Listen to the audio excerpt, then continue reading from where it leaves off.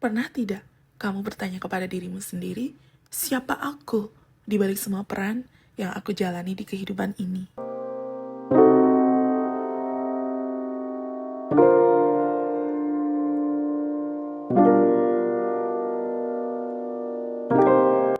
Yap, itu adalah pertanyaan aku kepada diriku sendiri ketika aku sedang merasa krisis jati diri. Ternyata ketika kamu sudah menemukan jati dirimu, ada fase-fase kritis itu juga datang. Kamu mulai mempertanyakan, apakah yang aku sedang lakukan ini benar? Apakah yang sedang aku lakukan ini sebuah hal yang bijaksana? Ternyata itu adalah hal yang wajar. Untuk itulah aku memutuskan memberi jeda pada diriku sendiri karena aku perlu menyelam lebih dalam ke dalam diriku sendiri. Akhirnya aku memutuskan untuk hiatus 30 hari.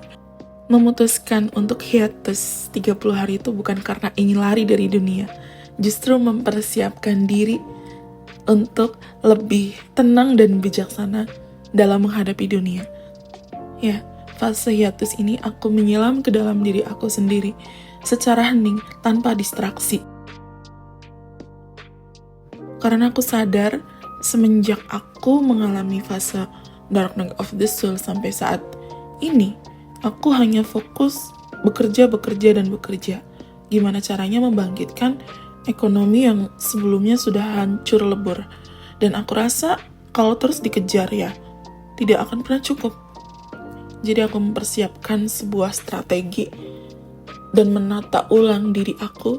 Mungkin di dalamnya banyak ruang-ruang yang berantakan, aku akan rapihkan untuk aku bisa mempersiapkan hidupku di kemudian hari jadi lebih baik dalam menjalani misi jiwa dan menjadi diriku sendiri. Rencana self-retreat ini sebenarnya udah ada sejak bulan Agustus dari tahun lalu. Dari situ aku mulai memikirkan dengan matang, menyusun beberapa rencana karena aku sudah memiliki tanggung jawab berupa anak aku yang mana aku gak bisa tinggalkan begitu saja. Ketika aku meninggalkan dia, aku akan pastikan kalau dia sejahtera ketika aku tinggalkan. Gak hanya dari segi finansialnya aja, dari kesiapan mentalnya. Karena aku belum pernah meninggalkan dia lebih dari 1 minggu. Paling biasanya hanya 1 atau 2 hari aja. Dan aku gak mau ketika aku tinggalkan dia belum siap secara mental. Jadi aku harus benar-benar mentrainer dia, memberikan pemahaman kepada dia. Bagaimana nanti ketika aku jauh sama dia tetap merasa aman, nyaman, dan tetap dicintai. Ketika semua persiapan sudah beres, sudah matang, tinggallah aku memilih tempat mana yang akan aku datangi untuk self-retreat. Aku sempat kebingungan untuk memilih antara Thailand atau Malaysia. Namun, di tengah kebingungan aku memilih berbagai tempat mana yang harus aku kunjungi, ternyata aku dipilih oleh sebuah tempat, sebuah pulau terindah di Indonesia, sebuah pulau dengan energi healing paling besar di Indonesia, sebuah pulau dewata, sebuah pulau yang memiliki banyak sekali keajaiban. Tempat itu adalah Bali.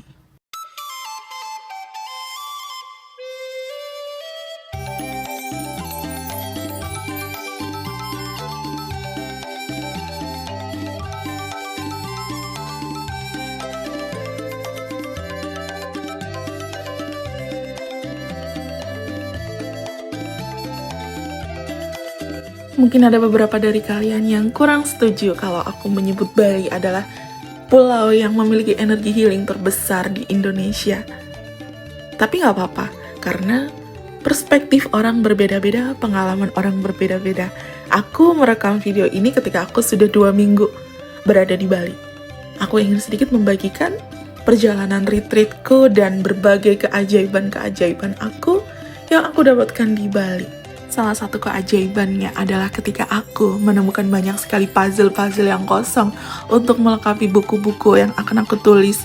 Sebuah buku trilogi yang menceritakan tentang spiritual, healing, penemuan jati diri. Jadi mungkin setelah ini akan ada beberapa video yang akan aku bagikan untuk menceritakan pengalaman self-retreat aku di Bali. Aku Larena, Terima kasih sudah mendengarkan perjalananku. See you di video selanjutnya. Thank you. Please forgive me and I love you. Bye.